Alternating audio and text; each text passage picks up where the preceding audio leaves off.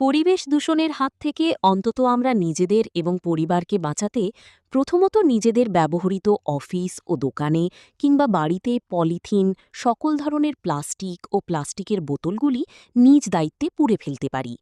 সামনে এটি বাংলাদেশের প্রধান সমস্যা হয়েও আসছে পলিথিন। কারণ পলিথিন পুরানো ব্যতীত তা কোনোভাবেই ধ্বংস হওয়ার নয়। পলিথিন পচে না, নষ্ট হয় না, মাটিতে পুঁতে রাখলেও ১০০ বছরের ব্যবধানেও তা অবিকল পলিথিনই থেকে যাবে। সুতরাং আসুন সবাই মিলে পরিবেশের ভারসাম্য রক্ষা করতে নিজেরাও একটু দায়িত্ববান হই। চকরিয়া থেকে কবি ও সাংবাদিক বি.এম. হাবিবুল্লাহ আলোকিত চকরিয়া.com-এর সম্মানিত সফল পাঠক ও দর্শকদের সালাম জানিয়ে বলছেন, আসুন প্রতিদিন সকালে অন্তত একবার সবাই বিষাক্ত পলিথিন ও প্লাস্টিকের বোতলগুলো আমরা নিজ দায়িত্বে পুড়িয়ে ময়লাগুলো মাটির গর্তে ফেলে দিই।